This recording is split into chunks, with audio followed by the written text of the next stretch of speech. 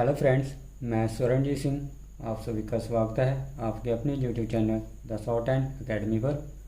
आज मैं लेकर आया हूँ आपके लिए एक और नई वीडियो जिसमें हम करेंगे एक और नया चैप्टर जिसका नाम है फ्रेजियोग्राफी।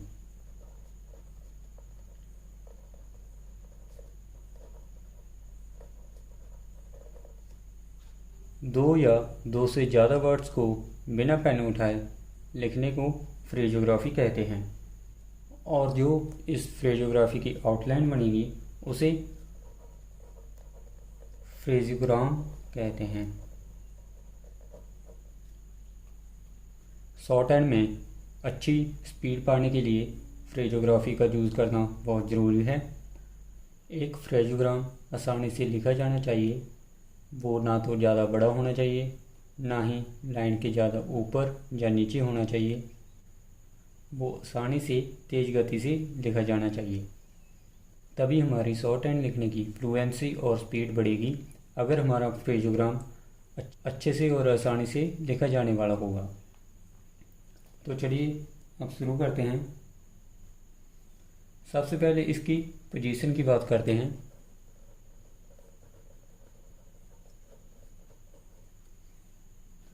एक फ्रेजियोग्राम की पोजीशन फ्रेजियोग्राम में यूज़ होने वाले फर्स्ट वर्ड के अकॉर्डिंग होगी। जो पोजीशन फर्स्ट वर्ड की होगी वही पोजीशन पूरी फ्रेजियोग्राम की होगी। जैसे कि हमने लिखना हो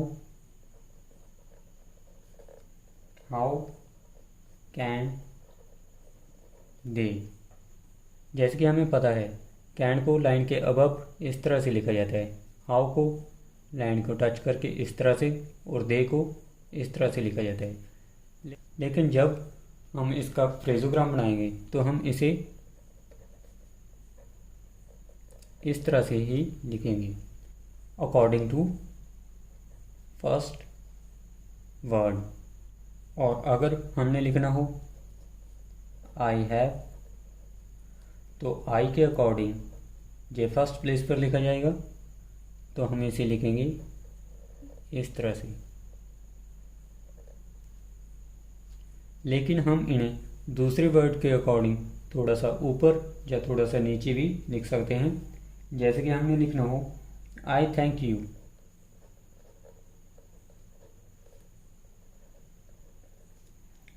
तो इसमें हम इसे थोड़ा सा ऊपर उठाकर लिख देंगे इस तरह से। और अगर मैंने लिखना हो विद मच, जैसे कि हमें पता है मच लाइन के अबव होता है तो हम इसे थोड़ा सा ऊपर उठाकर लिख देंगे। अगर मैंने लिखना हो विद विच को लाइन टच करके लिखा जाता है सेकंड प्लेस पर तो हम इसे थोड़ा सा नीचे करके लिख सकते हैं। और अगर मैंने लिखना हो विद ईच तो ईच को वॉवल के अकॉर्डिंग थर्ड प्लेस पर लिखा जाता है तो इसे हम इस तरह से लिख सकते हैं। अब बात करते हैं साइन आई के बारे में, जिसे हम जोड़ेंगे के एम और एल। इनके साथ हम आई के साइन को छोटा करके लिख सकते हैं। जैसे कि मैंने लिखना हो आई कैंट को मैं इस तरह से लिख सकता हूँ, आई के साइन को छोटा करके लिख सकता हूँ। आई एम लिखना हो मैंने तो मैं इसे इस तरह से लिख सकता हूँ। इसी तरह आई विल लिखना हो तो इस तरह से लिख सकता हूँ मैं। अब बात करते हैं ही के बारे में। ही को हम दो तरह से लिख सकते हैं, एक तो ऐसे और एक ऐसे। जब कहीं पर इनिशियल ही आए तो वहाँ पर हम इसका यूज़ करेंगे और जहाँ पर ही मिडल में आए तो वहाँ पर हम इस वाले साइन का यूज़ करेंगे। जैसे कि ही में को हम इस तरह से लिखेंगे। और अगर मैंने लिखना हो इफ़ ही में, तो इसे मैं इस तरह से लिखूँगा। फ्रेजोग्राफी लिखने के लिए हम इनके आउटलाइन में ज़रा सा बदलाव भी कर सकते हैं ताकि हम आसानी से फ्रेजोग्राफी लिख सकें। जैसे कि मैंने लिखना हो सो मच को मैं इस तरह से लिख सकता हूँ।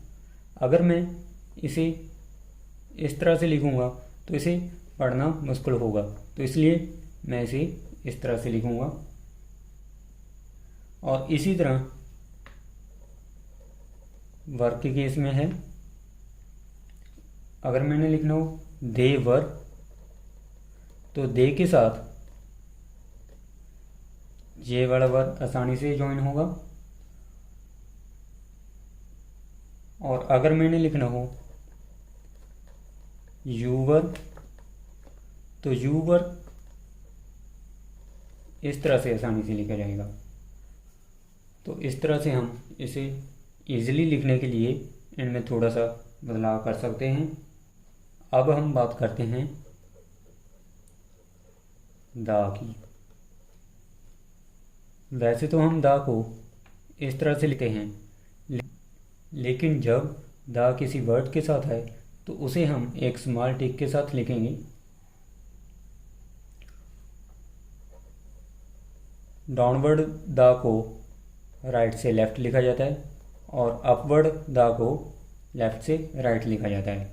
जैसे कि मैंने लिखना हो ऑफ द, ऑफ के साथ डाउनवर्ड दा यूज़ होगा, तो इसे मैं राइट से लेफ़्ट लिखूँगा।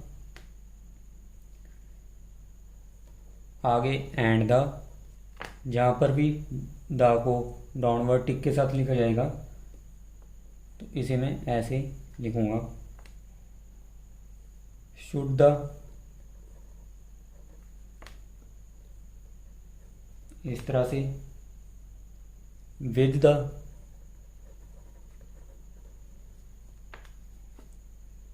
इस तरह से। वाई द, ऐसे लिखा जाएगा। इफ द,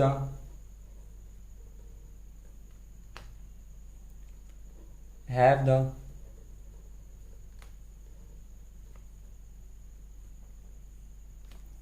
और जहाँ पर अपवर्ड द यूज़ होगा वहाँ पर मैं इसे लेफ़्ट से राइट लिखूँगा।